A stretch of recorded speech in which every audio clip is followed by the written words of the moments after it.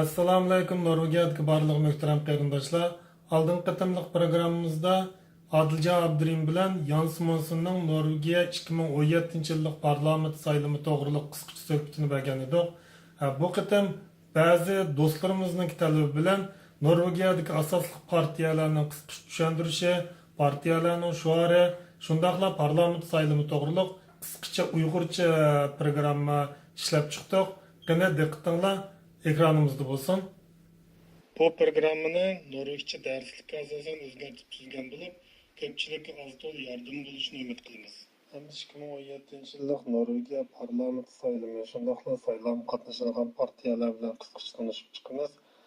Bu ko'rayotganimiz Norvegiya parlament sarayı. Bu parlament sarayı Oslo'ningki asosli ko'chalardan bo'lgan Karl Johans ko'chasiga joylashgan.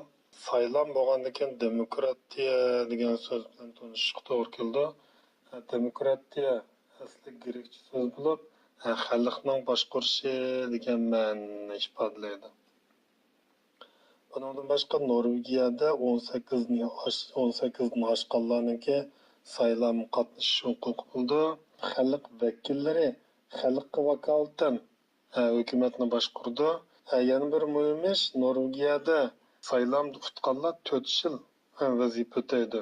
Saylam huquqiga ega barliq xalq saylam qatnash erkinligi bo'ldi. Hamda 2013dan 2017gacha parlamentda vazifa o'tagan partiyalar bilan tanishib chiqamiz.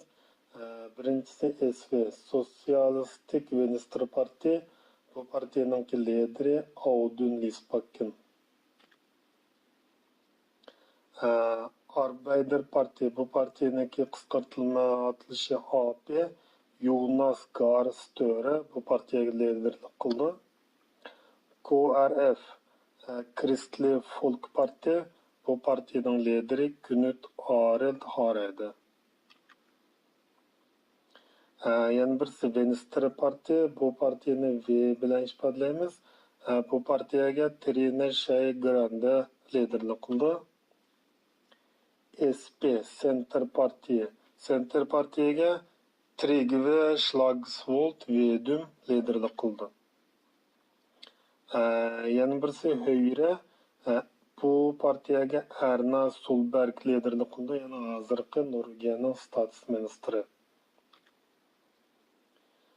FRP, Fremskrittsparti, bu partiyaning lideri Siv Jensen. Axırkı partiya MDG, Miljöparti De Grønne. Bu partiyanın lideri Rasmus Hansson.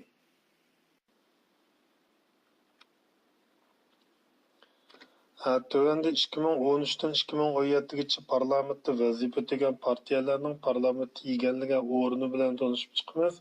Yana bu partiyalarningki erishgan ovozi qarab parlamentda egalligan o'rni o'xshashmaydi. Bu yerda jami parlament a'zolari soni har doim 169 bo'lib, 169 son o'zgarmaydi. Bu yerda birinchi SVga qarab baqilib, SVningki parlamentda egallagan o'rin soni 7 o'ringa. Bundan boshqa diqqatimizni tortadigan Milliy partiyaningki egallagan o'rni faqat 1. Bu partiyalarningki parlamentga egallagan o'rni shularningki erishgan ovoz soniga qarab belgilandi. Yana bu yerda bir necha xil ranglar bilan bu partiyalarningki o'rnini ifodalaganini ko'ramiz. Biz xabarlarda doim blå regering, röd grön regering degandek so'zlarni anglab turamiz. Bu yerda blå regering degani Høyre bilan FRPningki ikkisininki birlashishdan qurilgan hukumat, shunga blå regering deb atalgan. 2013dan burungi hukumat bo'lsa, Arbeider Parti bilan Center Partiyaningki birlashishdan tuzilgan, o'sha Arbeider Partiyaning hukumat egallagan o'rnini aytib ko'pdi. Buni röd grön regering deb buni doim anglab turamiz xabarlarda. Hozir o'ngchi va solchi partiyalarning sxemi ko'rsatilishi bilan tanishib chiqamiz.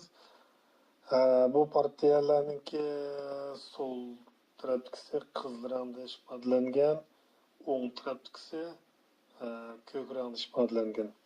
Bu partiyalarning tuzilish o'rni sol tarafga mang'an sari bu sotsial siyosatni, farovonlikni ko'proq talab qildi. Bularga bojni o'stirish, haqsiz maktab, haqsiz davolanish qatorliq masalalar. Hamda o'ng tarafga qarasak, bu yerda bularning tashabbus qilgani bojni kamaytirish, ko'proq xususlashtirish, davlatni ko'proq xususlashtirishni talab qildi. Ya'ni bu ko'k tarafninki siyosati bir tarafdan qaraganda kapitalistik siyosat. Bundan boshqa Center partiya deymiz. Bu o'ttirli 3 partiyaga belgi qilib qo'ygan. Bular Center partiyalar, ya'ni o'ttirdik partiyalar. Bundan boshqa Abay degan Milliy partiya bu sxemada yo'q. Milliy partiya o'ng'imi, so'lg'imi, o'ttirg'im demaydi. U tarafsiz partiya. Hozir bu partiyaning tutqavurni hech qanday taraf yo'q. Hamda bu partiyalarni tanlagan chog'da bizda ziddiyatli. Chunki siz bojninki kamaytirilishini orzu qilishingiz mumkin. Shuning bilan birga jamiyatning farovon bo'lishini, ya'ni haqsiz maktab, haqsiz davolanishni umid qilishingiz mumkin. Lekin bu ikki tashabbus o'ng bilan so'lning tashabbusi bo'lib, bu ikkisiniki tashabbusi bir-biriga zid. Shuninga ba'zan partiyalarga butunlay qo'shilib ketgan olmaydi, lekin siz o'zingiz qarshi turgan yana bir partiyaning ba'zi shuarlariga qo'shilishingiz mumkin. Hamda tuanda bu partiyalarning tashabbuslari bilan tanishib chiqamiz. Yana bu yerdagisi SVning talab qildig'ini muhit qo'g'dash, farovonlik tuzum, shundoqla kelgusidagi maktab sistemasi. Hamdikisi bo'lsa Arbeider partiyaning tashabbusi yangi xizmat fursati yaratish, sog'lomlik, klimat, ya'ni oz bo'lgan ishlab chiqarish, shundoqla fan tadqiqotni yuqori ko'tarish.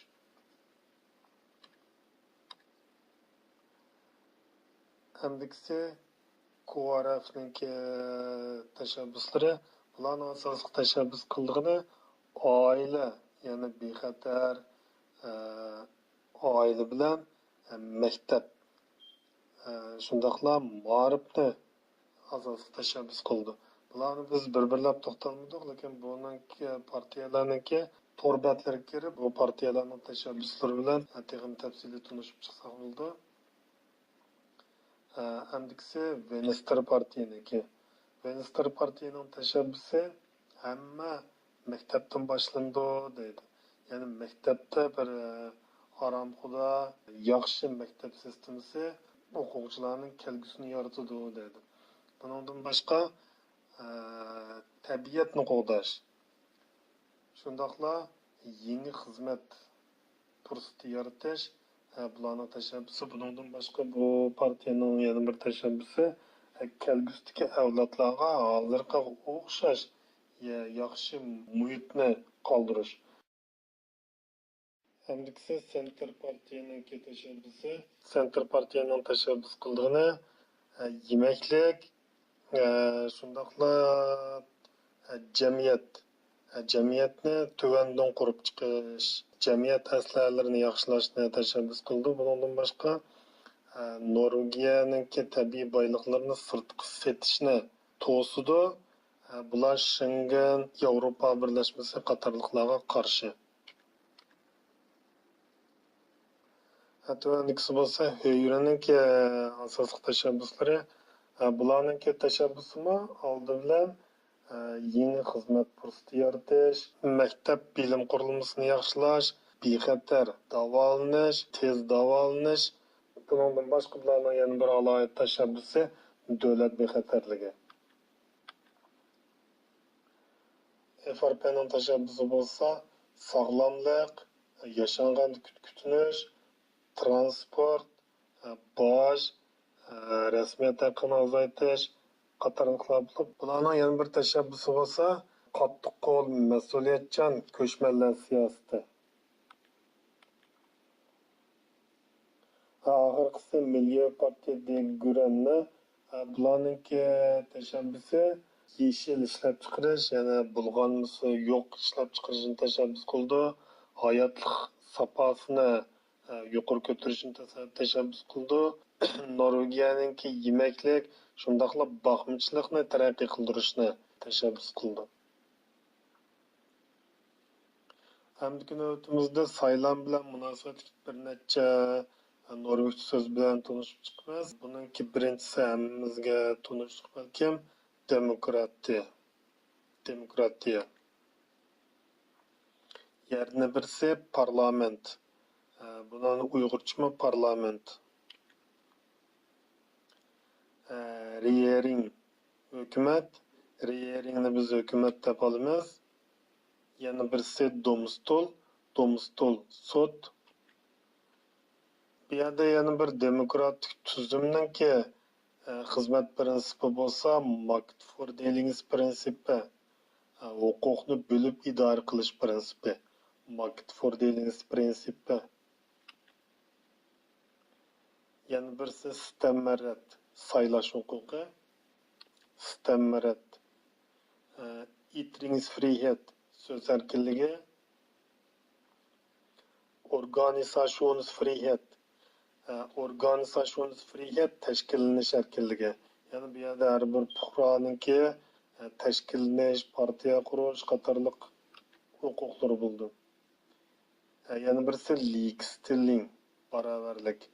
Likstilling degan chog'da bu yerda er ayollar o'rtasidagi barobarlik, boylar bilan nomrodlar o'rtasidagi barobarlik, irq, millat qatorliqlar. Saylam 11-sentabr kuni elib berildi. Saylamga salohiyat kenishgingiz bilan birga sizga avatilgan valkortni bilib olishni unutmang. Hammanglarning diqqatiga rahmat. Xushvaqt bo'linglar.